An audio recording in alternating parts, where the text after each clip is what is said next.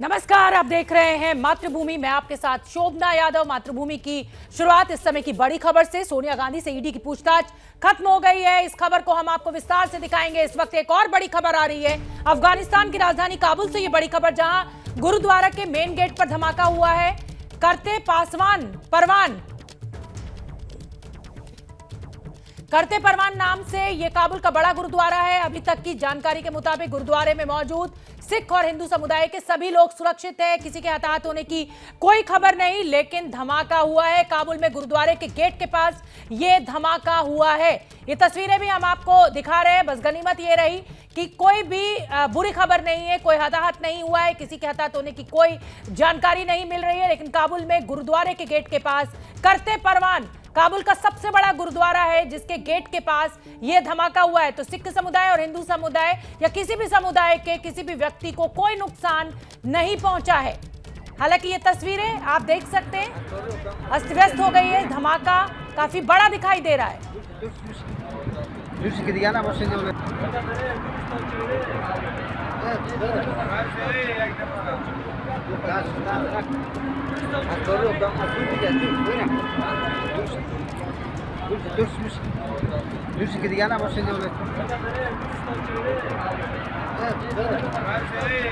तो बड़ी खबर इस समय अफगानिस्तान के काबुल से। यहाँ पर गुरुद्वारे के गेट के पास धमाका हुआ है, काफी बड़ा धमाका। लेकिन गनीमत ये रही कि किसी के हताहत होने की कोई खबर नहीं। सिर्फ ये दुकान का थोड़ा टूटा हुआ हिस्सा हमें दिखाई दे रहा है। गुरुद्वारे के गेट के पास ये दुकान मौजूद थी, ये धमाका हुआ है। वहाँ पर नुकसान कुछ नहीं हुआ है, बस एक यही गनीमत रही है। और ख़ास तौर पर तब जब आप जानते हैं कि किस तरीके का माहौल है अफगानिस्तान में। आशीष कुमार सिंह हमारे साथ जुड़ रहे हैं ज्यादा जानकारी लिए हुए। आशीष, सबसे अच्छी बात तो यही है कि कोई हताहत नहीं हुआ है, लेकिन धमाका तो हुआ है। जी बिल्कुल, और उसी गुरुद्वारे पर हुआ है जिस गुरुद्वारे पर कुछ दिनों पहले हमला हुआ था। तो काफी बड़ी संख्या में लोगों की जान भी गई थी और ये रिपीटेड एक्ट ऑफ टेरर हम देख रहे हैं। और ये बड़ा अनफॉर्चुनेट है कि कुछ देर पहले ही गुरुद्वारा करते परवान, जो कि सबसे बड़ा गुरुद्वारा अफगानिस्तान के काबुल में है सिख समुदाय के लिए, और बड़ी संख्या में सिख वहाँ पर आसपास रहते भी, गुरुद्वारे के अंदर भी मौजूद रहते हैं, गुरुद्वारे के इर्द गिर्द भी मौजूद रहते हैं। वहाँ पर ये धमाका हुआ है, ठीक मुख्य द्वार के सामने ये धमाका हुआ है। अच्छी खबर निश्चित तौर पर है कि अभी तक किसी के जान माल के नुकसान की कोई खबर नहीं है, उसको असर्टेन करने की कोशिश की जा रही है। लेकिन ये सिलसिलेवार तरीके से हुआ, हाल ही में एक हमले के बाद दूसरा हमला है और ये निश्चित तौर पर चिंता का विषय है। और मैं आपको साथ में ये भी जानकारी दे दूं कि इसको लेकर के भारत सरकार की तरफ से अफगानी अथॉरिटीज को संपर्क भी किया गया है ताकि इसकी पूरी जानकारी मिल सके कि कहीं भारतीयों को कुछ वहाँ पर नुकसान तो नहीं हुआ। बहुत बहुत धन्यवाद आशीष इस पूरी जानकारी के लिए। आप नजर बना के रखिए, जैसे कोई अपडेट होगा मैं फिर आपका रुख करूंगी।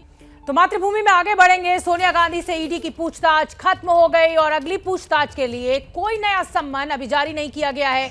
यानी पूछताछ से फिलहाल सोनिया गांधी को राहत मिलती दिख रही है। सोनिया गांधी करीब 2:15 बजे ईडी ऑफिस से निकलकर अपने घर चली गई हैं। ये तस्वीरें उसी वक्त की हैं। 3 दिनों तक सोनिया गांधी से पूछताछ चली है। हालांकि घंटे जो है वो कम रहे। राहुल गांधी से बहुत लंबी पूछताछ रही, सोनिया गांधी से ये पूछताछ कम रही। कल हालांकि एक लंबी पूछताछ हुई थी और अब सोनिया गांधी अब से कुछ देर पहले ईडी दफ्तर से बाहर निकली हैं और अपने घर चली गई हैं। और अगली कोई तारीख ईडी के द्वारा अभी तक फिलहाल तक नहीं दी गई है।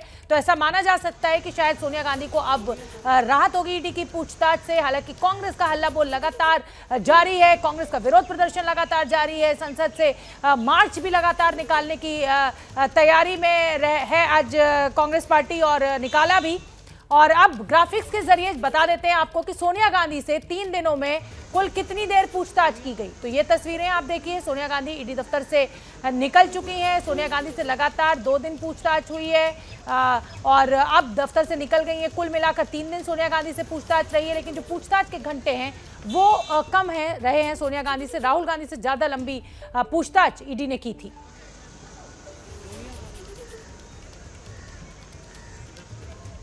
तो बड़ी खबर इस समय की यही है कि सोनिया गांधी से तीसरे दिन की पूछताछ खत्म हो गई है। सोनिया गांधी ईडी दफ्तर से निकलकर अपने घर पहुंच गई और ग्राफिक्स के जरिए फटाफट आपको समझा देते हैं। 3 दिन सोनिया गांधी से पूछताछ हुई। पहली जो पूछताछ थी वो 21 जुलाई को हुई, 2 घंटे चली।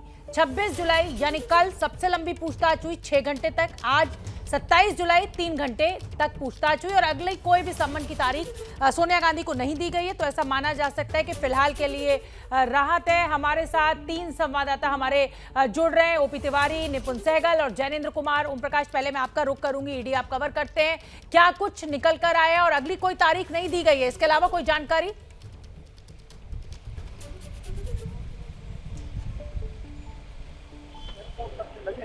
और साथ ही एक अहम जांच की जा रही है, तो आने वाले समय में पूछताछ के नोटिस किया जा सकता है। इसी सूत्रों के मुताबिक सोनिया गांधी से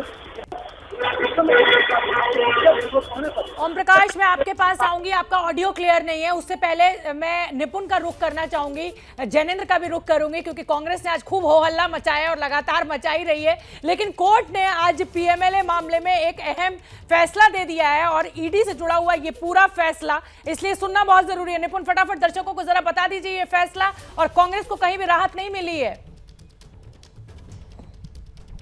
नेताओं को कांग्रेस के। बिल्कुल शोभना, न कांग्रेस को राहत मिली है, न सोनिया को राहत मिली है, न राहुल को राहत मिली है, न तमाम वो लोग जो ईडी के मुकदमे दर्ज हैं जिन लोगों के ऊपर, उनको राहत मिली है। क्योंकि कोशिश ये थी कि पीएमएलए एक्ट जिसके तहत ईडी काम करती है उसकी धाराओं को चुनौती दी गई थी। गिरफ्तारी की शक्ति गलत है, मुकदमा दर्ज करने की शक्ति गलत है, संपत्ति जब्त करने की शक्ति गलत है, समन करके बयान लेने की शक्ति गलत है। ऐसी तमाम बातें कही गई थी जो एक तरह से एक पिछला दरवाजा खोलने की कोशिश थी कि सुप्रीम कोर्ट कहे कि ये धाराएं गलत हैं तो उससे तमाम मुकदमों में लोगों को राहत मिल जाती। लेकिन सुप्रीम कोर्ट ने कहा ये सभी धाराएं जो ईडी को जो शक्तियां मिली हुई हैं, समन करके किसी को बुलाना और उसका बयान लेना, जैसे सोनिया गांधी से इस समय लिया जा रहा है, या संपत्ति जब्त करना, या छापे मारना, या गिरफ्तारी करना, ये सभी शक्तियां जो ईडी को मिली हुई हैं, सुप्रीम कोर्ट ने उन्हें मान्यता दी और कहा यह बिल्कुल कानून सम्मत है। ऐसे में तमाम लोग जिनको ईडी के मुकदमों का सामना करना पड़ रहा है उनको कोई राहत नहीं मिली है। इसमें सोनिया, राहुल, महबूबा मुफ्ती, अनिल देशमुख, ऐसे तमाम लोग, कार्ति चिदम्बरम, ये सब लोग शामिल हैं जिन्हें कोई राहत आज सुप्रीम कोर्ट से। ठीक है जैनेन्द्र, मैं आपका रुख करना चाहूंगी। देखिए निपुण को आपने सुन लिया, कोई राहत कांग्रेस के नेता क्या किसी भी दल के जिनके अगेंस्ट ईडी ने मुकदमे दर्ज किए हुए हैं पीएमएलए के तहत, उनको कोई राहत नहीं है। लेकिन कांग्रेस का हल्ला बोल भी लगातार जारी है। सोनिया गांधी निकल चुकी है, घर पहुंच चुकी है, अगली कोई तारीख उनको नहीं दी गई है। क्या माना जाए, अब राहत रहेगी सोनिया गांधी के लिए? देखिए निश्चित तौर पर सुप्रीम कोर्ट में जो ईडी का मामला था, पीएमएलए वाला मामला था, उसमें तो तमाम राजनीतिक दलों के जो नेता हैं उनको राहत नहीं मिली। लेकिन कांग्रेस के खेमे में ये राहत महसूस इस बात से की जा रही है कि सोनिया गांधी को भी फिलहाल कोई नया समन नहीं दिया गया है और फिलहाल पूछताछ उनसे खत्म हो गई है। लगातार 3 दिन कांग्रेस पार्टी सड़कों पर नजर आई और खूब संग्राम करती हुई नजर आई। फिलहाल एक अपडेट ये है कि आज जिन नेताओं को हिरासत में लिया गया था, चाहे वो कांग्रेस दफ्तर से लिया गया था या विजय चौक से सांसदों को लिया गया था, उन सबको रिहा कर दिया गया है। आगे किस तरह की रणनीति रहेगी, किस तरह की राहत महसूस कर रहे हैं कुछ कांग्रेस नेता मेरे साथ हैं। जगदीश जी, कितनी बड़ी राहत है कि अब सोनिया गांधी को कोई नया समन नहीं है, और अगर आता है आगे क्या रणनीति? देखिए मुझे लगता है भारत सरकार के सवाल खत्म हो गए हैं। सोनिया गांधी जी ने, राहुल गांधी ने अच्छा मजबूती से अपना पक्ष रखा और जवाब दिया। और जो आगे की रणनीति है, अब हम रोडों पर लड़ रहे थे, अब हमारे पार्लियामेंट जो मेंबर पार्लियामेंट में लड़ेंगे। जनता के मुद्दे हमें उठाना है, जनता रहेगी तो हम सब जनता की लड़ाई हम लड़ते रहेंगे। गांधी साहब, यही मैं पूछूंगा, सोनिया गांधी से पूछताछ, कांग्रेस सड़कों पर, जनता के मुद्दों पर कब आप लोग सड़कों पर नजर आएंगे? इससे बड़ा जनता का मुद्दा और क्या हो सकता है? कांग्रेस महंगाई की बात करती है, भ्रष्टाचार की बात करती है। कांग्रेस ने हमेशा जनहित के विषयों को उठाया, किसानों की समस्या पर बात की, संसद में बोलने नहीं देंगे, चाहे वो कृषि बिल हो और चाहे वो महंगाई हो। गांधी परिवार के लिए सड़कों पर उतरे ना, महंगाई के लिए तो हमने इस तरीके का आंदोलन देखा नहीं, इस तरीके की मार्च देखी नहीं। समन जो है वो जनता की आवाज ही तो है, विपक्ष उसको दबा। एक सेकंड, आप जैसे पत्रकार जो सरकार के खिलाफ आवाज उठाते हैं, जो विसिल ब्लोअर अधिकारी बनते हैं, जो सामाजिक सोशल एक्टिविस्ट जो विसिल ब्लो करते हैं, और जो पॉलिटिकल लोग इस सरकार के खिलाफ बोलते हैं, उनके लिए ईडी को एक हथियार बना दिया कि जनता की आवाज को दबाया जा सके। एंकर शोभना जी पूछ रही हैं कि आप लोग जनता के मुद्दे पर उतनी आक्रामकता से नजर क्यों नहीं आ रही? भाई जनता का तो किसान जनता का नहीं था। महंगाई, राहुल गांधी कह रहे हैं महंगाई बढ़ रही है, जीडीपी माइनस में जा रही है, व्यापार खत्म है, नौजवान को बेवकूफ बनाया जा रहा है। ये जनता के मुद्दों को लेकर हम हैं। अब कल से पार्लियामेंट में देखना, हमारे जो 19 MP सस्पेंड करे हैं, उन्होंने तो इसलिए करें कि जनता की आवाज न उठाएं। पर अपना जो ये आक्रामकता आप लोगों ने एक नई डेवलप की है बीते दिनों में ईडी के पूछताछ के बहाने, वो जारी रहेगी आने वाले दिनों में भी? ये ईडी का हमला या सरकार का हमला कोई राहुल जी या सोनिया जी या कांग्रेस पर नहीं है। ये भारत की एक मेन ऑपोजिशन पार्टी पर एक जनता की आवाज दबाने का है, जिसको तो हम कांग्रेस नहीं होने हमला करती नजर आई मोदी जी, सरकार पर कि वो दुरुपयोग करी एजेंसियों का। पूछताछ से फिलहाल राहत मिल गई है, लेकिन कांग्रेस का कहना है कि वो लगातार मोदी सरकार के खिलाफ अपना जो बिगुल है वो बजाती रहेगी। अरे बजाइए, जी, शोभना। लेकिन सड़कों पर तो दिखिए ताकि जनता तक वो बिगुल की आवाज तो पहुंचे। रुक करना चाहूंगी ओम प्रकाश तिवारी का, ईडी दफ्तर के बाहर मौजूद है। ओम प्रकाश, बताइए क्या कुछ हुआ आज पूछताछ में, और अगली कोई तारीख नहीं दी गई है, तो क्या पूछताछ खत्म सोनिया गांधी से? बिल्कुल शोभना, फिलहाल आज की पूछताछ खत्म हो गई है। ईडी सूत्रों का कहना है कि अब सोनिया गांधी को जरूरत पड़ने पर बुलाया जाएगा। मैं आपको बता दूं शोभना कि इन्फोर्समेंट डायरेक्टरेट जो पूछताछ कर रही है उसका पूरा फोकस 90 करोड़ रुपए पर है, क्योंकि मनी लॉन्ड्रिंग का मामला 90 करोड़ रुपए को ही लेकर बन रहा है। 90 करोड़ रुपए जो कांग्रेस ने एजेएल को दिए थे और जो एजेएल के सर्वेसर्वा कंपनी यंग इंडियन को वापस करने थे, वो 90 करोड़ रुपए ना तो कांग्रेस के खाते में आए हैं, ना ही यंग इंडियन के पास ऐसा कोई दस्तावेज है जो वो जांच अधिकारियों को दिखा सके कि 90 करोड़ रुपए यंग इंडियन ने वापस कर दिए हैं कांग्रेस को। तो लिहाजा इन्फोर्समेंट डायरेक्टरेट का जो फोकस है वो 90 करोड़ रुपए का भेद है कि आखिर 90 करोड़ रुपए गए तो गए कहां, और इसी भेद को जानने की तलाश में उन्होंने सोनिया गांधी से गहन पूछताछ की थी। और ईडी सूत्रों का दावा है कि इस पूछताछ के दौरान उन्हें कई अहम तथ्य हाथ लगे हैं। फिलहाल इस मामले में एक अहम व्यक्ति की भूमिका की जांच और की जा रही है, जिससे आने वाले समय में सम्मन जारी किया जा सकता है। जी शोभना। बने रहिए ओम प्रकाश तिवारी। एक बार फिर से मैं निपुण सहगल आपका रुख करना चाहूंगी। आज एक बहुत अहम मामला लगा हुआ था, कार्ति चिदम्बरम और अनिल देशमुख पहुंचे थे अपनी याचिका लेकर। तो अब ये माना जाए कि ये जो पीएमएलए एक्ट पर जो लड़ाई थी, अब वो आज इस फैसले के बाद पूरी तरह से खत्म हो गई है, या आगे अभी कुछ और हो सकता है इसमें? देखिए, बिल्कुल ये निर्णायक रूप से खत्म हो गई है। इसका एक पहलू बचता है, उस पर मैं आऊंगा आपके सवाल के जवाब में, लेकिन सुप्रीम कोर्ट ने यह बिल्कुल कह दिया है कि ईडी जितनी अभी तक जो कार्रवाई की है वो सब कानून सम्मत है, कानून के दायरे में है, और भविष्य में भी ईडी कार्रवाई कर सकेगी। रही बात क्या पहलू बचा है, पहलू सिर्फ इतना बचा है कि इसी पीएमएलए एक्ट में 2018 में संशोधन किया गया था। तब संसद में फाइनेंस एक्ट यानी वित्त विधेयक के जरिए संशोधन किया गया था, तो उस प्रक्रिया को भी चुनौती दी थी कुछ लोगों ने। कोर्ट ने कहा कि ठीक है, यह मसला आधार एक्ट में भी इसी तरह से संशोधन हुआ था, तो 7 जजों की बेंच को भेजा गया था, इस संशोधन को भी हम भेज देते हैं। तो वहां पर सवाल ये उठेगा कि संशोधन ऐसे हो सकता था या नहीं, लेकिन इसका कोई असर इन मुकदमों पर या कानून की इन धाराओं पर नहीं पड़ रहा है। तो 7 जजों की बेंच कुछ और मसला सुनेगी। फिलहाल यही है कि सोनिया, राहुल, देशमुख, महबूबा मुफ्ती, ऐसे किसी व्यक्ति को राहत नहीं मिली है और ईडी की कार्रवाई बदस्तूर चलती रहेगी। निपुण बने रहिए। ओम प्रकाश तिवारी, आपके पास आऊंगी और एक आंकड़ा लेकर बैठी हुई हूं। पिछले 10 सालों का 4000 के लगभग केसेस ईडी के पास हैं। अगर हम 12-13 की बात करें तो 221, 13-14 की बात करें 209, 178, हर साल इस तरीके के केसेस होते थे। लेकिन पिछले 2 सालों में 20-21 में 981 और 21-22 में 1180 केसेस ईडी के।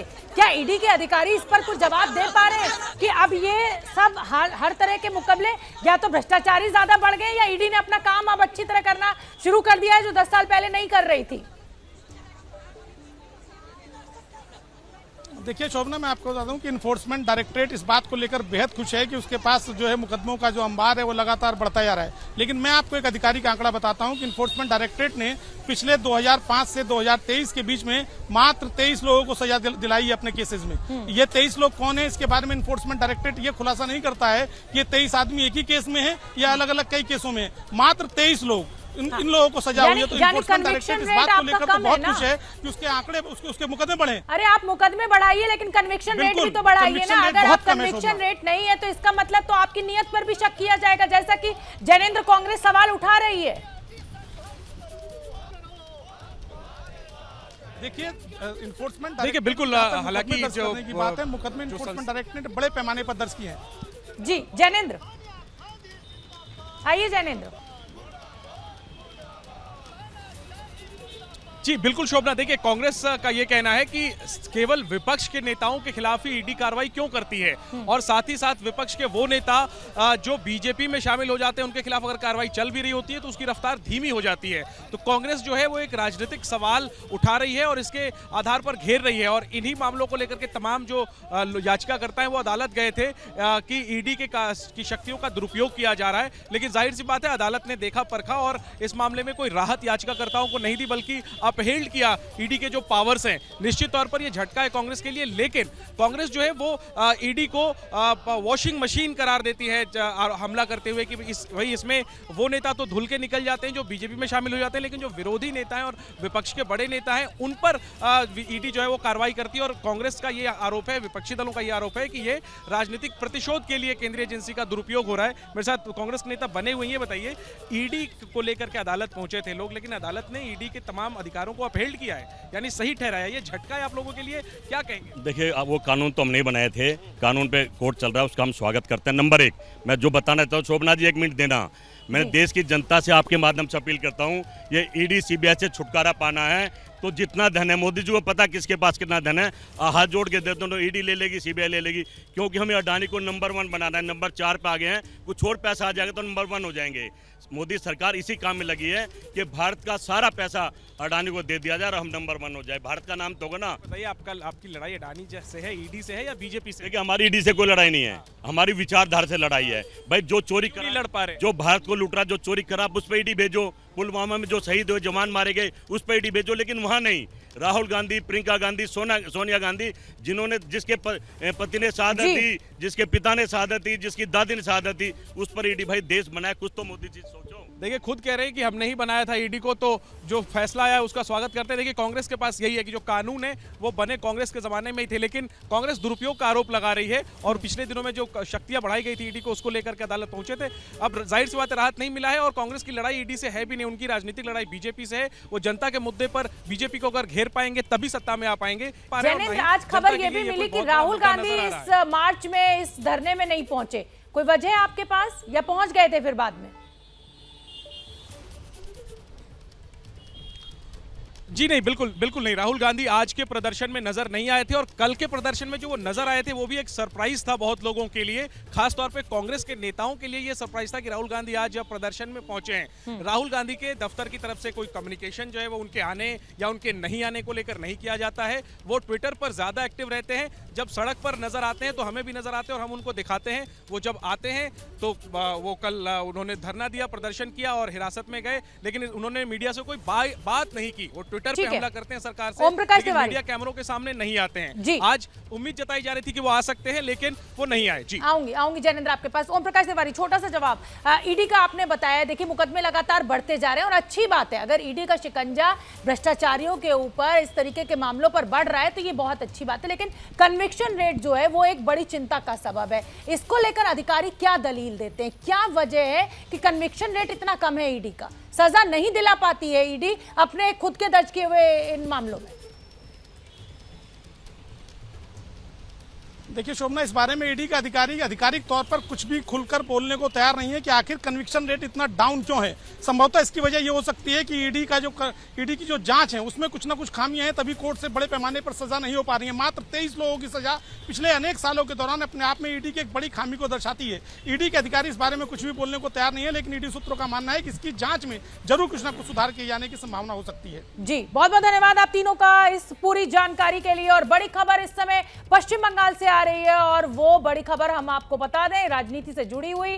बीजेपी के नेता और पूर्व अभिनेता मिथुन चक्रवर्ती ने एक बड़ा दावा कर दिया है। मिथुन चक्रवर्ती का कहना है कि ममता बनर्जी की पार्टी तृणमूल कांग्रेस के 38 विधायक उनके संपर्क में है। मिथुन का दावा है कि 38 में से 21 विधायकों की तो उनसे सीधी बातचीत चल रही है। इस दावे को कितना सच माना जाए, कितना झूठ, रिपोर्टर के अपडेट का हम इंतजार कर रहे हैं। लेकिन इस समय की बड़ी खबर यही है कि बीजेपी के नेता, पूर्व अभिनेता ने एक बड़ा दावा पेश कर दिया है। तृणमूल के 38 विधायक हमारे संपर्क में हैं, टीएमसी के 21 विधायकों से तो मेरी सीधी बात हुई है। ये मिथुन चक्रवर्ती एक बड़ा दावा कर रहे हैं। बीजेपी के नेता हैं, हाल ही में चुनाव से पहले बीजेपी ज्वाइन की थी और अब आज बैठकर मीडिया के सामने ये बड़ा दावा पेश कर दिया गया है। 38 टीएमसी के जो नेता हैं, जो विधायक हैं, वो संपर्क में हैं। 38 में से 21 तो जो है वो डायरेक्ट मिथुन चक्रवर्ती से बात कर रहे हैं।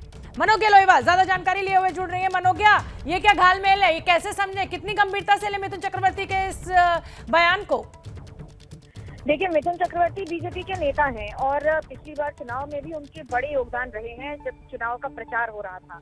और इस समय अगर हम ये कहें कि उनके बंगाल आने के बाद इस तरह की तब्दीलियां और खास तौर पे इस पूरे स्कैम की बात सामने आने के बाद एक के बाद एक सवालों के घेरे में तृणमूल कांग्रेस के नेता रहे हैं और आज दोपहर ही मुख्यमंत्री ममता बनर्जी ने कहा है कि महाराष्ट्र के बाद अब बंगाल और झारखंड की बारी है। और उसी के बीच में जब मुख्यमंत्री के बयान के बाद ठीक मिथुन चक्रवर्ती ये कह देते हैं कि उनके पास यानी बीजेपी के संपर्क में इस समय तृणमूल के 38 विधायक हैं, जिसमें से 21 सीधे उनके संपर्क में हैं और उनसे बातचीत कर रहे हैं। जाहिर सी बात है कि बीजेपी में ज्वाइनिंग की बातचीत कर रहे हैं और अगर ऐसा है तो ये बड़ी बात है, क्योंकि अभी तक उन्होंने खुद अपने मुंह से इस तरह से पहले कभी नहीं कहा है, न ही किसी बीजेपी के नेता ने चुनाव बाद इस तरह का दावा किया है। खासतौर 70 से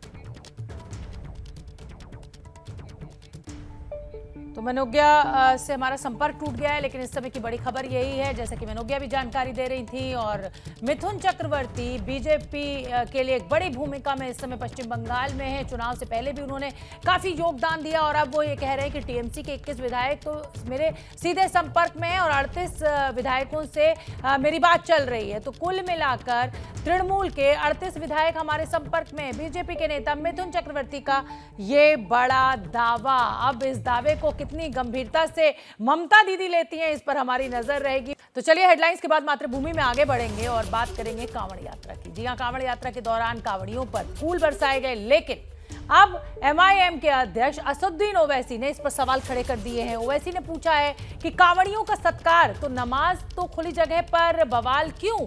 ओवैसी ने यह भी कहा कि पुलिस ने पंखुड़ियों की बौछार की, झंडों से इस्तकबाल किया, उनके पैरों पर लोशन लगाया। यूपी सरकार ने रास्तों पर गोश्त पर फिर पाबंदी क्यों लगाई? क्या ये रेवड़ी कल्चर नहीं है? मुसलमान खुली जगह पर चंद मिनट के लिए नमाज भी अदा करें तो बवाल हो जाता है। मुसलमानों को सिर्फ मुसलमान होने की वजह से पुलिस की गोलियों, लिंचिंग और बुलडोजर का सामना करना पड़ता है। ये भेदभाव क्यों? बड़ी बात, बड़ा सवाल, बड़ा आरोप आज असदुद्दीन ओवैसी ने ट्वीट के जरिए लगाया। एक से नफरत और दूसरों से मोहब्बत क्यों? एक मजहब के लिए ट्रैफिक डाइवर्ट और दूसरे के लिए बुलडोजर क्यों? ये असदुद्दीन ओवैसी ने ट्वीट किया है। मुसलमान चंद मिनट खुले में नमाज पढ़ता है तो सिर्फ मुसलमान होने की वजह से गोलियां, लिंचिंग और बुलडोजर? भेदभाव क्यों? एक से नफरत और दूसरों से मोहब्बत क्यों? ये असदुद्दीन ओवैसी, अध्यक्ष एआईएमआईएम के। एक मजहब के लिए ट्रैफिक डाइवर्ट, दूसरे के लिए बुलडोजर क्यों? लेकिन बचाव में उत्तर प्रदेश के उप मुख्यमंत्री केशव प्रसाद मौर्य आए। उल्टा उन्होंने आरोप लगा दिया असदुद्दीन ओवैसी के ऊपर कि वो सौहार्द बिगाड़ते हैं, हिंदू मुसलमान के बीच में खाई डालने की कोशिश करते हैं। तो ये दो तस्वीरें हम आपको दिखा रहे हैं। एक तरफ आप असदुद्दीन ओवैसी को देख सकते हैं, दूसरी तरफ कांवड़ियों पर जो पुष्प वर्षा की गई वो तस्वीर, और उसी को लेकर सवाल खड़े कर दिए असदुद्दीन ओवैसी ने। ओवैसी ने पूछा है कि कांवड़ियों का सत्कार तो नमाज खुली जगह पर जब होती है तो फिर बवाल क्यों? ओवैसी से हमारे संवाददाता नीरज पांडे ने खास बातचीत की, सुनना बेहद जरूरी। सुनिए आप। तो कह रहे हैं कि और बरसाइए, बल्कि एक नहीं बल्कि 20 हेलीकॉप्टर से बरसाइए, क्योंकि भारत के टैक्स पेयर का पैसा है। हमारा आपसे बोलना यह है कि जब आप फूल बरसा रहे हैं हेलीकॉप्टर से, तो हम पर तो बुलडोज़र मत बरसाइए बगैर ड्यू प्रोसेस फॉलो करें। अगर आप उनका पुलिस ऑफिसर वर्दी में बैठकर उनके पैरों की मालिश कर रहा है तो भैया हमको पुलिस ने ले जाकर हाथ पैर मत तोड़िए हमारे मुसलमानों के। और अगर आप ये सब कर रहे हैं बहुत अच्छा है, करिए, मगर आप नमाज पढ़ते हैं, अगर कोई मुसलमान रोड पर 295, 153 नॉन बिलेबल लगाकर जेल भी जाते हैं, कौन सा इसमें क्रिमिनल इंटेंट है बताइए? मेंसरे है ही नहीं उसमें। कौन सा दंगे की नीयत है उनकी? नमाज पढ़ रहे हैं। और भारत के जितने पार्क हैं, पार्क में चलिए, क्या आपको रिलीजन नज़र नहीं आता? आप गवर्नमेंट के ऑफिस में जाइए, लिफ्ट में खड़े रहिए, आपको रिलीजन नज़र नहीं आता? यही तो इस देश की खूबसूरती है, देश का कोई रिलीजन नहीं है। मगर भाजपा डिस्क्रिमिनेशन कर रही है, एक तरफा कार्रवाई कर रही है। तो असदुद्दीन ओवैसी ने वार किया। उधर अब उत्तर प्रदेश के उप मुख्यमंत्री केशव प्रसाद मौर्य ने ओवैसी पर पलटवार किया। केशव मौर्य का कहना है कि ओवैसी समाज में जहर फैलाने और वोट बैंक मजबूत करने के लिए ऐसा बयान दे रहे हैं। सुन लेते हैं उनको भी। देखिए, हम तो कांवरियों की, तीर्थयात्रियों की सेवा करते थे, करते हैं, आगे भी करते रहेंगे। और एक से मोहब्बत और दूसरे से नफरत वाला बयान तो इस प्रकार के घटिया लोग ही दे सकते हैं। वोट बैंक की तलाश में भटक रहे ऐसे लोग इस प्रकार का जहर फैलाने की कोशिश करते हैं। हमारी सरकार सबका साथ सबका विकास करती है, उन्हें गरीब मुसलमानों की चिंता नहीं है। वह गरीब एमआईएम का वोट बैंक कैसे बन जाए, इस प्रकार के जहरीले बयान इसके कारण से देने की कोशिश की जाती है। सिर्फ उत्तर प्रदेश के उप मुख्यमंत्री ही नहीं, उधर केंद्रीय मंत्री अश्विनी चौबे ने भी कहा कि देश में नफरत की राजनीति की जा रही है। कांवड़ियों पर फूल नहीं तो क्या आतंकवादियों पर फूल बरसाए जाएंगे। भाई कभी भी बुलडोजर किसी भी जाति धर्म संप्रदाय पर नहीं चलता है। अवैध काम करने वाले, अनैतिक काम करने वाले, ऐसे लोगों पर बुलडोजर चलता है। जमीन माफिया, भू माफिया, जो गलत ढंग से कहीं गलत ढंग से कोई काम करता है अवैध रूप से, उस पर बुलडोजर चलता है, ना कि किसी जाति धर्म संप्रदाय पर। और ये फूल बरसेगा किस पर बरसता है? अच्छे काम करने वाले पर। हमारे ईद बकरीद में जो भाई साहब नमाज पढ़ते हैं, हम सब लोगों के ऊपर फूल बरसाते हैं। ये हिंदू और मुसलमानों में कोई भेद नहीं। ये ओबीसी बार बार हिंदू और मुसलमानों को विभेद पैदा करने का और मुसलमानों को मुख्य धारा से तोड़ने का राजनीति ये ओबीसी करते हैं। तो ये तो कांवड़ यात्रा पर फूल को लेकर बहस हो गई। अगली बड़ी खबर आपको बता दें, कर्नाटक से ये बड़ी खबर। कर्नाटक में हंगामा मचा हुआ है क्योंकि बेंगलुरु में बीजेपी के युवा मोर्चा के नेता की हत्या कर दी गई है। बीजेपी युवा मोर्चा के नेता प्रवीण नेट्टार की हत्या तब की गई जब वो अपनी दुकान बंद कर रहे थे। आरोप ये लगा है कि बाइक सवार 3 लोगों ने तलवार, हंसिया और कुल्हाड़ी से वार कर प्रवीण की हत्या की। प्रवीण नेट्टार ने उदयपुर के कन्हैया लाल को लेकर फेसबुक पोस्ट की थी। तो बीजेपी युवा मोर्चा के नेता की हत्या कर दी गई। उसके बाद हंगामा, विरोध प्रदर्शन बीजेपी का। कहा जा रहा है कि फेसबुक पोस्ट के चलते ये हत्या हुई है। तलवार, कुल्हाड़ी, हंसिए का इस्तेमाल किया गया। कानून व्यवस्था को लेकर भी सवाल उठता है। प्रवीण नेट्टार बीजेपी के नेता, जिन्होंने अब से कुछ दिन पहले, ऐसा कहा जा रहा है कि उदयपुर के कन्हैया लाल